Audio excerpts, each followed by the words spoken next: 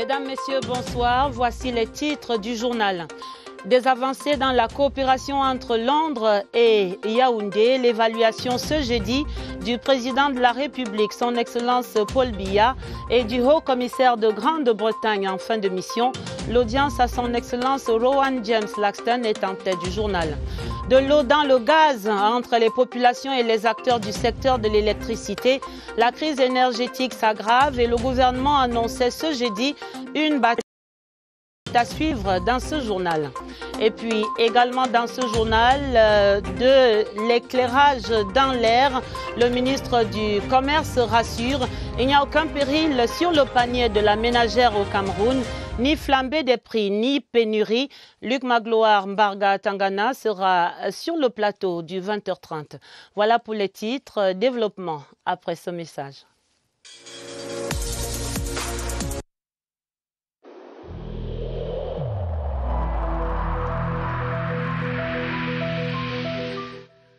Je vous exhorte de nouveau à porter vos masques, à vous laver régulièrement les mains et à faire appel à un médecin ou à tout autre personnel de santé au cas où des symptômes apparaissent. C'est le seul moyen de préserver les vies et de freiner la propagation du virus.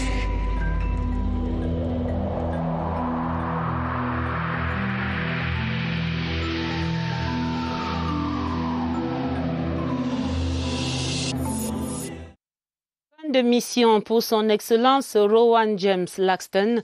Ce jeudi, le diplomate britannique est allé faire ses adieux au président de la République, son Excellence Paul Biya.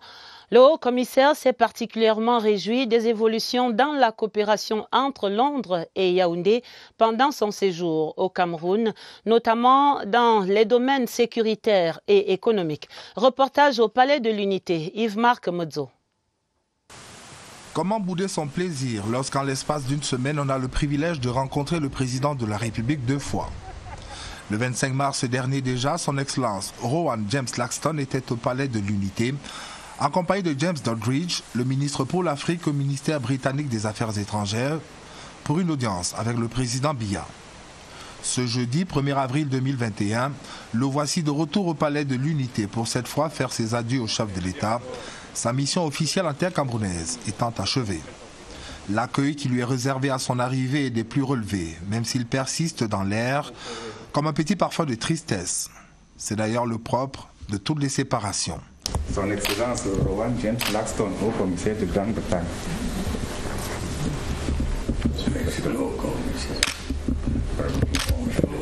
Seulement au-delà des sentiments personnels, la relation entre Yaoundé et Londres, elle devra se poursuivre pour l'intérêt des peuples des deux pays. C'est pourquoi, pendant une bonne heure, Paul Biya et Rowan James Laxton vont s'employer à la ressasser de fond en comble. On a parlé de plusieurs domaines. Le domaine de la sécurité, ce qui est vraiment très important.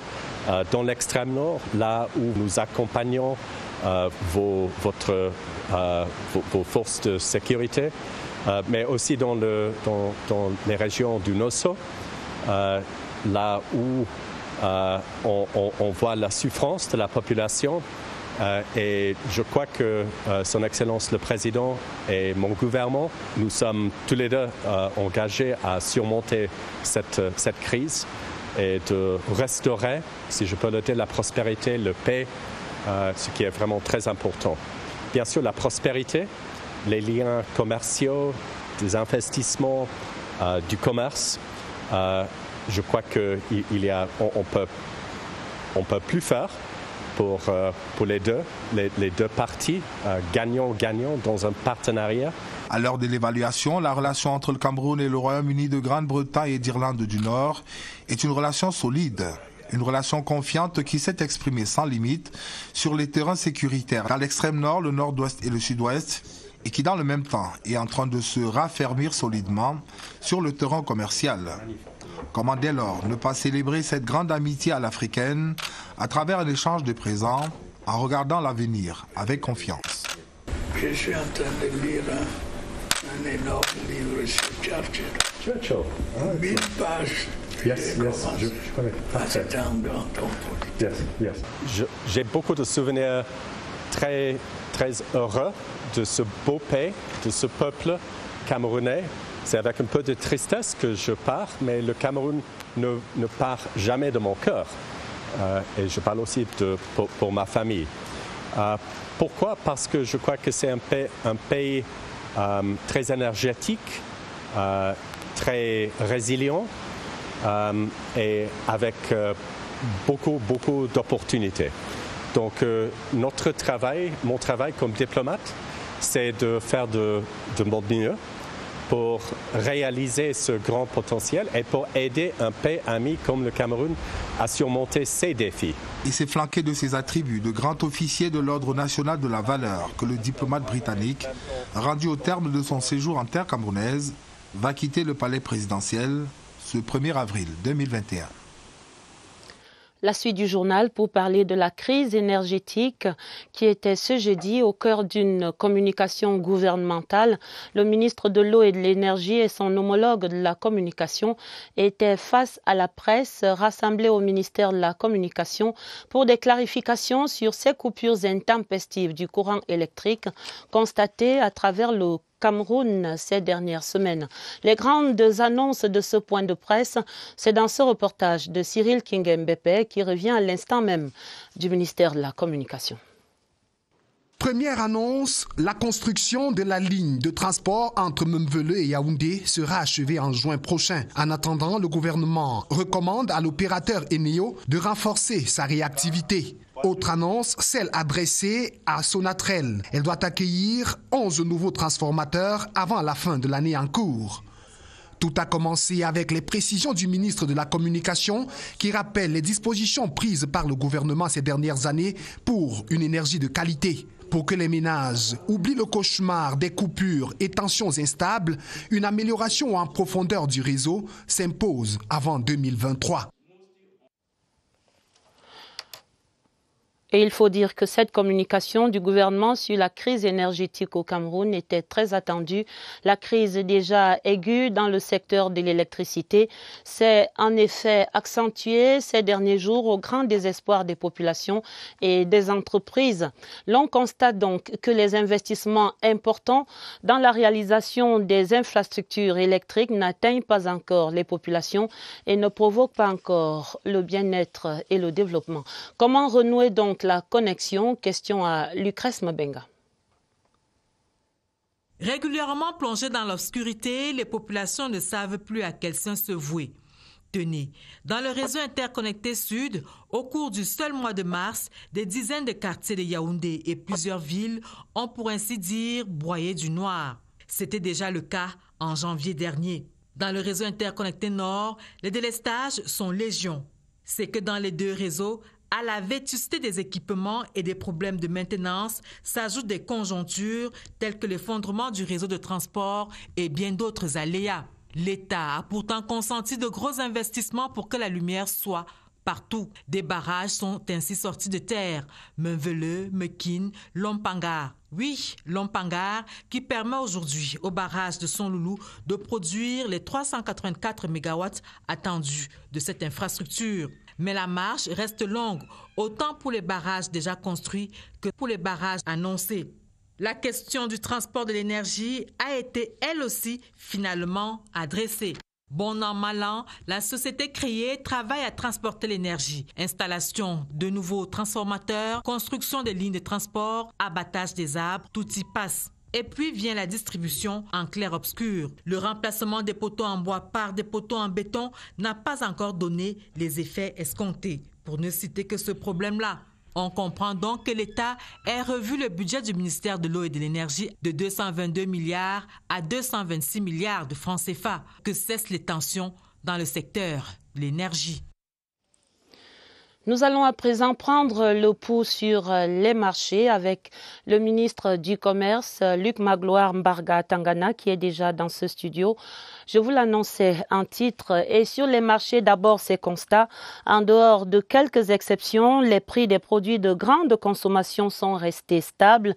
Sur les marchés, il n'y a donc pas de flambée, ni de pénurie réelle, ni même Ce sont là les informations recueillies ce jeudi même par le ministre du Commerce sur le terrain. Luc Magloire Mbarga Tangana a visité divers espaces commerciaux pour vérifier ces rumeurs alarmistes dans ce secteur. Sur les pas de Monsieur le ministre, notre reporter Luc Bienvenu Onana. Trêve de rumeurs, les marchés de la capitale se portent bien. Les denrées de grande consommation y sont disponibles. Une réalité confirmée par le chef du département ministériel en charge de l'activité commerciale. Un déplacement qui a valu la peine. Pour certaines spéculations, les prix pratiqués sont même en dessous de ce qui avait été convenu. Donc le marché se porte bien. Au marché de Mokolo, d'un Vogmbi, des Toudi ou d'un Samefoulan, les stocks sont disponibles. Les consommateurs peuvent se ravitailler aisément. Il faut juste savoir faire le choix, le bon, qui corresponde surtout à sa bourse. On a l'impression que les consommateurs n'ont pas la bonne information. La bonne information, c'est d'acheter dans les lieux indiqués. Le consommateur, s'il veut acheter à un prix moins cher, doit acheter chez celui qui achète directement chez le grossiste. Aucun souci donc, quelle que soit la bourse du client, l'éventail de choix étant large. Les spéculations, généralement, sont catégorisées en gammes et les prix varient suivant ces gammes-là. Puis au finish, l'administration du commerce est rassurée. Tout est stable. Trêve de rumeurs. Bonsoir, Monsieur le ministre du Commerce. Bonsoir, Madame Adèle Mbala. Bienvenue sur ce plateau, Monsieur le ministre Luc Magloire Mbarga à Tangana. Au-delà de ces constats relatés par notre reporter Luc Bienvenu au Nana, qu'est-ce que vous avez vu aujourd'hui, vous-même, sur le marché au Cameroun? Je commencerai peut-être par dire, Madame Adèle Mbala, que si on pouvait réécrire l'histoire, et si l'historien romain Tacite et l'empereur Néron pouvaient renaître de leurs cendres, il nous conterait bien des choses sur les fake news. Ça date, vous voyez. Parce qu'en fait, il s'agit d'une fake news, ni plus, ni moins. Il s'agit d'une manœuvre de déstabilisation, je n'en sais trop rien. Mais ce que je voudrais dire, c'est que cette manœuvre, pour reprendre cet homme politique français, cette manœuvre a fait shit. L'enfeu. Shit. Il n'y a rien. Donc, circulons, il n'y a rien à voir. Pas de flambée des prix sur le maquereau, il n'y a pas de risque. Sur le poulet. Il n'y a pas de risque de pénurie sur l'essentiel du panier de la ménagère. Je réserverai peut-être le cas du poulet. Mais pour le reste, vous dans sa globalité, il ne dépend pas totalement de votre secteur d'activité. Voilà. Mais dans la globalité, les produits qui sont consommés au quotidien par les consommateurs camerounais, ces produits sont disponibles en quantité, en qualité. Et par conséquent, à partir du moment où la disponibilité au rendez-vous, forcément, les prix également, les prix sont abordables. Donc de ce point de vue, que les Camerounais, comme avait dit le chef de l'État, qu'ils cessent d'écouter la rumeur. La rumeur tue. La rumeur est dangereuse. Il faut se fier à la bonne information. La bonne information, vous êtes venu nous la livrer du sur gouvernement. Ce plateau. Voilà. Donc le maquereau est stable. Nous l'avions sur nos antennes il y a quelque temps, en hausse légère sur le marché cependant, Monsieur le ministre. Je vais vous surprendre puisque vous parlez du maquereau. Les Camerounais aiment bien le maquereau. Il faut distinguer. Oui, dans les rôtisseries. Bien sûr. Mais il faut savoir qu'il existe plusieurs types de maquereaux. Les maquereaux sont en fonction de l'origine. C'est vrai, je dois le confesser, le maquereau mauritanien, le fameux Oya Oya, si prisé de nos consommateurs, n'est pas présent sur le marché, pour une raison simple. C'est une raison naturelle, c'est la période de repos biologique. Alors, effectivement, on aurait pu en trouver, mais simplement, ça aurait fait pousser des cris d'orfraie à nos consommateurs, parce que le prix est inaccessible. En revanche, nous avons diverses autres origines sur le marché. Je pense aux maquereaux chiliens, aux maquereaux espagnols, etc. Ce maquereau existe, et il existe, qui plus est, à des prix en dessous des prix officiels, c'est-à-dire des prix convenus, concertés entre les opérateurs économiques et le gouvernement. Francs le kilo, non, pas du tout. Oh non. Un peu moins. Oh non. Le prix officiel pour le maquereau non mauritanien est de 1300 francs CFA le kilo. Et c'est le maquereau 25+, parce que également, si vous voulez, il y a des calibres. 1300 francs, prix officiel. Mais vous le trouvez sur le marché aujourd'hui à 1200. On l'aura donc dans le panier de la ménagère pour ces fêtes de Pâques qui approchent ce week-end. De façon certaine. On parle également de flambée de prix quand même au niveau des matériaux de construction, au-delà de ces produits alimentaires. Pourquoi le ciment, le fer, les tôles semblent augmenter sur le marché? Alors, je comprends qu'on ait des problèmes de temps. On va un peu trop vite sur le volet alimentaire. Les Camerounais ont besoin de se nourrir, d'être rassurés qu'ils peuvent se nourrir. Il n'y a pas que le poisson, il n'y a pas que le maquereau, il y a le riz. Et de ce point de vue également, je voudrais vous dire que le riz est en abondance sur nos marchés, au-delà de la production nationale de riz importé. Et là aussi, nous avons diversifié nos sources d'approvisionnement. On se plaignait du prix du riz parce que les gens étaient arc-boutés sur le riz thaïlandais. Aujourd'hui, nous avons diversifié. Nous avons du riz chinois, du riz indien. Et c'est des riz, notamment le riz indien. Je vais vous donner le prix afin que nul n'en ignore. Le prix officiel homologué pour le riz de 25% de brisure, il est de 1750 francs le kilogramme. Aujourd'hui, sur le marché, vous le trouvez à 1650 francs. C'est-à-dire 320 francs le kilogramme au lieu de 350 francs. C'est une aubaine pour nos consommateurs. Donc il y a cela, évidemment, les matériaux. Le poulet de Pâques, effectivement, qui ne va jamais peut avoir des problèmes parce que l'accompagne. Il y a des problèmes de difficulté à s'approvisionner en parentaux pour permettre aux éleveurs de produire le poulet. Vous parlez du poulet à présent. Oui, mais mon collègue de l'élevage se préoccupe de trouver une solution à ce problème. Alors pour revenir aux matériaux de construction dont vous parlez, là aussi, on mange et puis on se loge également. C'est peut-être la soirée des surprises, Noël avant Noël. Je voudrais dire là aussi qu'il faut se méfier de ce que j'appellerais des illusions d'optique.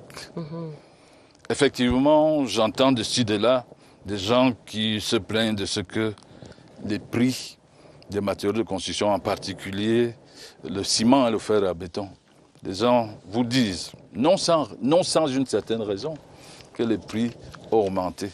En réalité, je confesse que par rapport au prix officiellement négocié avec les opérateurs économiques, les prix pratiqués sont plutôt en dessous de ces prix. Je vais prendre juste 2 exemples pour ne pas abuser des chiffres ni du temps.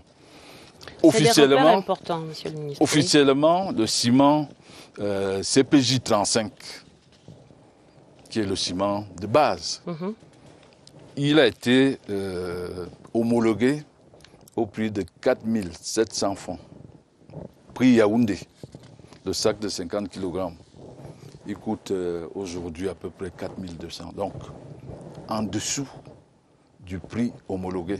Je peux prendre également le ciment 42,5, homologué à 4 900 francs. Il coûte dans les 4 400. Donc, réellement, Monsieur le ministre, le sur prix ce est inférieur. Du ciment, tout de même, on se sera attendu à une réelle baisse des prix sur le marché avec l'arrivée de nouveaux producteurs sur le marché camerounais. On est plutôt parfois même allé à la hausse de ces prix-là, monsieur le ministre. Sujet à controverse, je dois reconnaître. Mais parfois, il faut accepter d'avoir un raisonnement économique. Alors, je partirai du prix nominal. Souvenez-vous, à l'époque de la crise du ciment, c'était en 2008, le prix nominal, c'est-à-dire le prix affiché, était de 150 francs, à peu près. Je vous ai fait état tout à l'heure, après les réajustements des dernières semaines, qui nous amènent pour le même type de ciment autour de 4 200. Donc, on ne peut pas dire que le nominal n'a pas baissé. Mais je vais aller plus loin. À cette époque-là, on avait un ciment, mais pas des ciments. Alors, depuis l'avènement de nouveaux investisseurs dans ce secteur, nous avons largement diversifié l'offre, diversifié la qualité, les types de ciment, le rendement n'est pas du tout le même. Donc, même si le nominal devait rester égal, ce qui n'est pas le cas, je viens de démontrer qu'au contraire, ça a baissé. Mais prenons l'hypothèse où on aurait gardé le même nominal. Avec le même sac de ciment, vous ne produisez pas le même nombre, par exemple, de parpaings. Vous ne réalisez pas les ouvrages de la même manière. Donc, si vous voulez, ce qu'on peut penser avoir perdu au niveau du prix, réellement, on le récupère. Cela est largement compensé au niveau du rendement.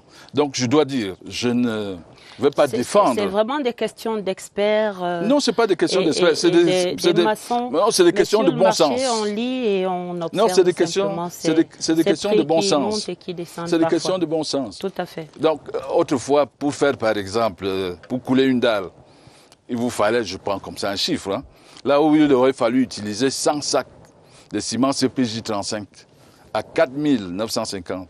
Aujourd'hui, vous utilisez peut-être 80 sacs de 42,5 à 4 400.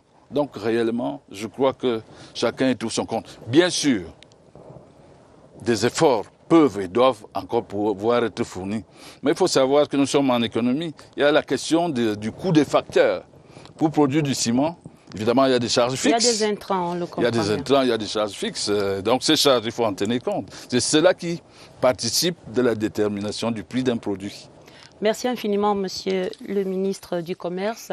Vous reviendrez certainement sur nos plateaux et dans diverses autres offres de programmes pour ces autres questions qui concernent votre secteur d'activité, votre département ministériel.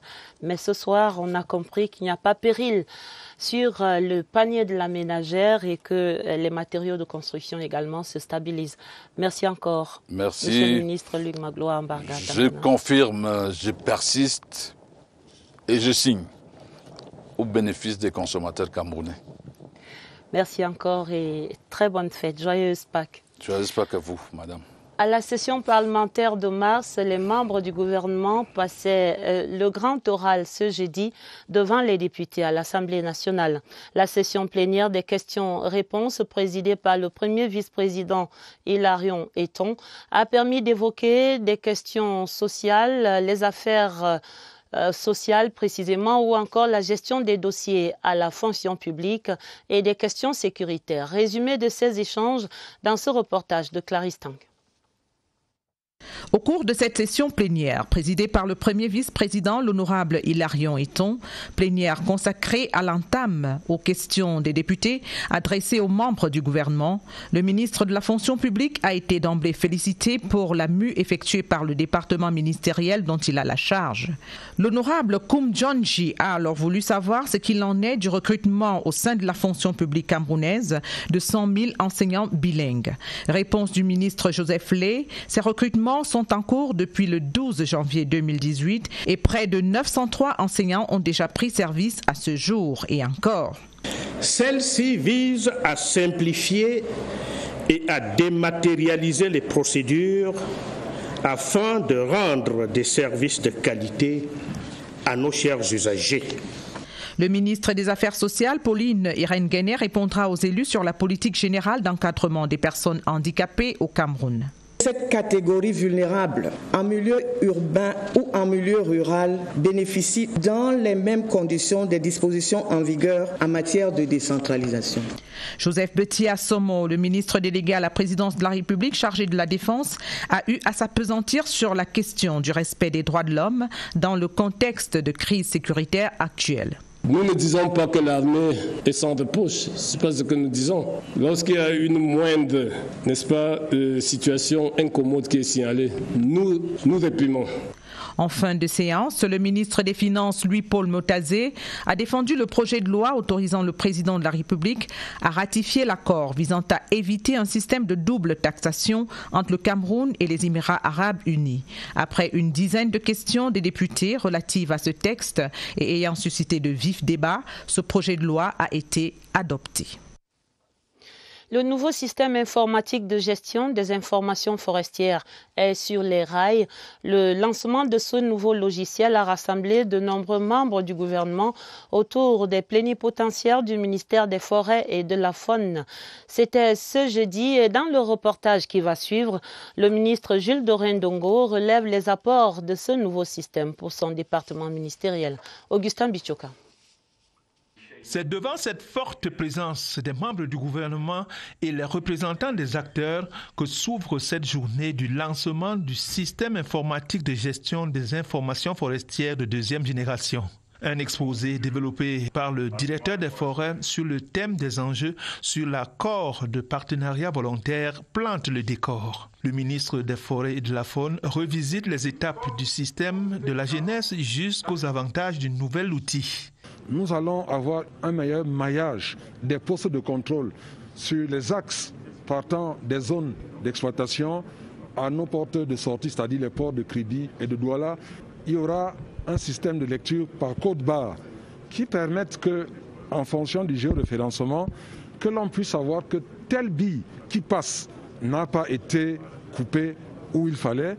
Il y a l'importante réforme de la dématérialisation des procédures. Ce sont la célérité dans le traitement des dossiers, la dématérialisation des procédures, enfin la rapidité des procédures qui constituent les défis majeurs à relever. De beaux jours à l'horizon pour la coopération militaire entre le Nigeria et le Cameroun. Les perspectives étaient annoncées ce jeudi par le chef d'état-major des armées du Nigeria. Le général de division Lucky Elunye Irabor effectue actuellement une visite de travail au Cameroun.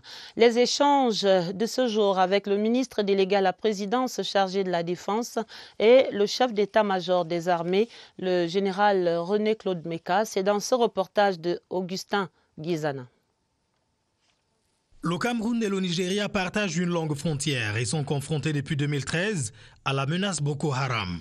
Pour faire face à la secte, ces pays, comme bien d'autres, sont engagés dans la force mixte multinationale. Et c'est tout naturellement que l'ancien commandant de cette force mixte multinationale, devenu depuis janvier chef d'état-major des armées du Nigeria, vient rendre visite à Joseph Betty Assomo, ministre de la Défense, et René-Claude Meka, chef d'état-major des armées. Le périple du général de division a commencé en matinée dans les services du chef d'état-major des armées. Juste le temps pour la presse de capter les mots de bienvenue de René-Claude Meka à son hôte. Le reste se déroule à huis clos, tout comme la rencontre avec le ministre délégué à la présidence, chargé de la Défense, Joseph Betty Assomo.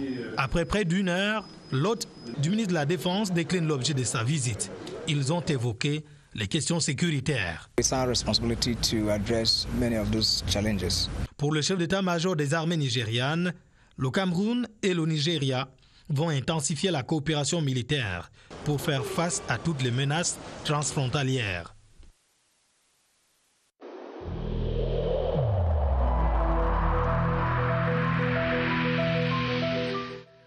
Je vous exhorte de nouveau à porter vos masques, à vous laver régulièrement les mains et à faire appel à un médecin ou à tout autre personnel de santé au cas où des symptômes apparaissent.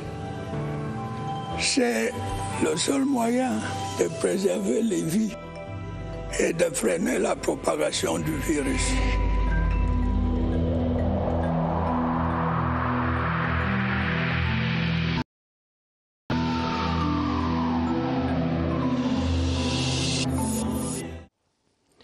Le point sur la prise en charge de la pandémie au Cameroun et cette question ce soir, comment donc se faire dépister en ce moment où les files d'attente s'allongent de plus en plus devant les points de dépistage principaux. Les patients demandeurs sont chaque jour un peu plus nombreux. Comment procéder? Voici le mode d'emploi avec Évariste Eyenga et son invité qui s'entretiennent au centre des opérations des urgences de santé publique, ici à Yaoundé-Messa. Bonsoir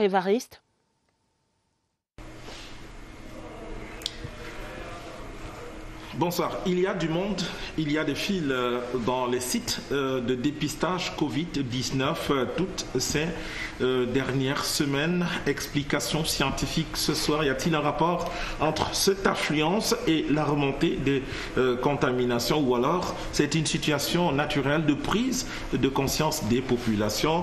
Accompagnement ce soir par les éclairages du docteur Yannick Kanda. Bonsoir docteur. Bonsoir. Je rappelle que vous êtes chef section opération ici au COUPS. Comment on explique cette affluence observée ces derniers temps sur les sites de dépistage? Oui, les causes sont multiples. La première qui me vient là à l'esprit, qui semble la plus évidente, c'est la sensibilisation. Il y a une montée en puissance de la sensibilisation depuis plusieurs semaines, et cette sensibilisation a pour but de booster un certain engagement au niveau des communautés, et c'est le reflet de cet engagement, de cette prise de conscience, peut être cette affluence dans les sites de dépistage. La deuxième cause, ça peut être la disponibilité, l'accessibilité des sites de dépistage. Et la troisième, parmi celles qui me viennent à l'esprit à l'instant, c'est aussi une prise de conscience due au fait qu'il y a de plus en plus de cas positifs autour de nous. Donc voilà les trois causes qui me viennent à l'esprit. Bien entendu, il y en a plusieurs autres. Merci. Merci à vous, docteur Yannick. On l'a bien noté. À tout le moins, il y a trois causes combinées qui conduisent à ce qu'il y ait des files, à ce qu'il y ait affluence sur les sites de dépistage, tels qu'observés toutes ces dernières semaines. Merci à votre invité. Nous vous amenons à présent dans la région du littoral, dans le sillage de la visite du ministre des Travaux publics. Ce jeudi, Emmanuel Nganou Dumessi est allé évaluer les travaux de réhabilitation de la côte de Nkane dans l'arrondissement de Ngambé, un tronçon de route qui va notablement désenclaver la Sanaga maritime, et il est déjà réalisé à 63%. Notre guide sur ce site est Rodrigue Bertrand Tueno. Le personnel et le matériel du ministère des Travaux publics bétonnent la crête de l'arrêt de pente de la mythique côte de Nkane. Une solution définitive aux tortures subies pendant des décennies ici par les populations, dont le SOS envoyé au chef de l'État a été entendu. Nous avons vu des décès à cause des freins qui lâchaient. Donc aujourd'hui, quand nous voyons ces travaux évoluer, nous sommes dans l'extase. Aussi bien sur le chantier que pendant la réunion de restitution, le ministre a annoncé qu'au-delà de la côte, c'est l'amélioration de la circulation entre les arrondissements de Ndom, Gambé et Massok qui est visée. Nous n'allons pas nous arrêter au niveau de la côte de Caen. On va bel et bien faire cette boucle. Les ponts dont les plâtelages sont en bois. Nous avons pris la décision de les remplacer systématiquement. La joie des bénéficiaires n'était plus contenable. Oh, Paul Biya, c'est lui. Parce que c'est Paul Biya qui instruit, c'est Paul Biya qui l'envoie en mission. Rendez-vous a été pris dans quelques mois pour la réception des travaux de la côte et de traitement des points critiques sur 20 km. La communauté chrétienne est en pleine semaine sainte et ce jeudi, c'était le début du Triduum pascal, le jeudi saint, jour où le Seigneur Jésus a institué l'Eucharistie à travers son dernier repas avec ses disciples. L'autre symbolique de ce jour, c'est le lavement des pieds qui insuffle l'esprit de service et d'humilité aux apôtres. Une journée qui annonce également la passion dès demain, vendredi saint, avant la grande joie de la résurrection dimanche, le jour de Pâques. Pierre Biyina Barga sur la symbolique de ce jour. Le jeudi saint est considéré comme la fête des prêtres. Au cours du dernier repas qu'il partage avec les 12 apôtres, Jésus laisse un mémorial. Le jeudi saint, c'est le jour où le Seigneur a institué l'Eucharistie et le sacerdoce, la prêtrise. Chaque fois que nous célébrons l'Eucharistie, nous le faisons en mémoire du passage de Jésus-Christ. C'est donc la fête de tous ceux qui ont eu cette grâce d'être élevés, soit à la dignité presbytérale, soit à la dignité épiscopale. Le maître, le Seigneur, va également dispenser un enseignement de service et d'humilité. autre chose dans la célébration d'aujourd'hui, c'est le lavement des pieds. Mais dans notre archidiocèse, nous n'allons pas faire ce lavement des pieds à cause de la crise sanitaire actuelle. Pour tout dire, le jeudi saint est le jeudi précédent Pâques. Le lendemain, c'est-à-dire vendredi saint, Jésus accepte la coupe que lui offre son Père pour sauver l'humanité pécheresse.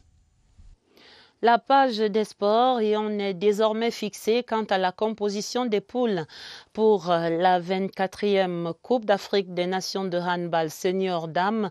Le Cameroun sera logé dans le groupe B en compagnie du Nigeria, du Kenya et de la République démocratique du Congo. Le tirage au sort vient tout juste de s'achever il y a quelques instants seulement au studio 1 du centre de production de la CRTV ici à Mbala 2. D'autres groupes et d'autres annonces avec Georges Marcel Messila. Tout en dorure et majestueuse, voici la star de la soirée. Pour accrocher son regard et avoir ses faveurs, les filles vont devoir se battre.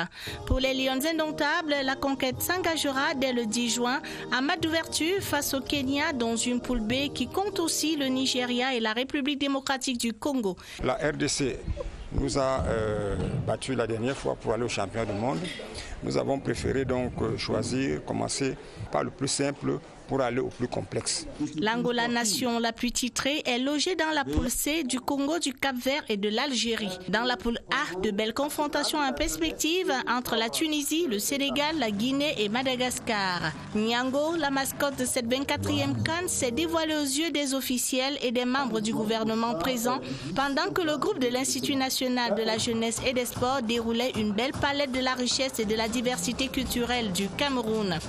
Dans les prises de parole, la Confédération africaine de handball, par la voix de Adolphe Mansourou Aremou, son président, a tenu à remercier le chef de l'État Paul Biya pour sa sollicitude à l'égard du sport féminin sur le continent.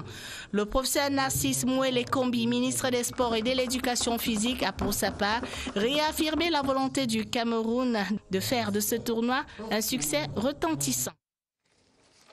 Et c'est la fin de ce 20h30. Le journal a été préparé avec la collaboration de Christelle Fouda et de Augusta Ngononga pour les éditions du 20h30 le week-end.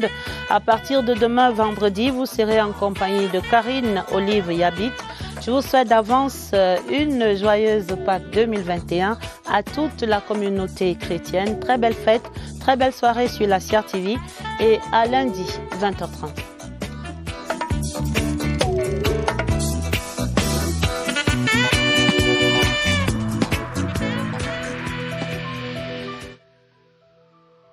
Malgré nos efforts, le Covid-19 a endeuillé de nombreuses familles et provoqué de graves difficultés dans le fonctionnement de notre économie et de notre société.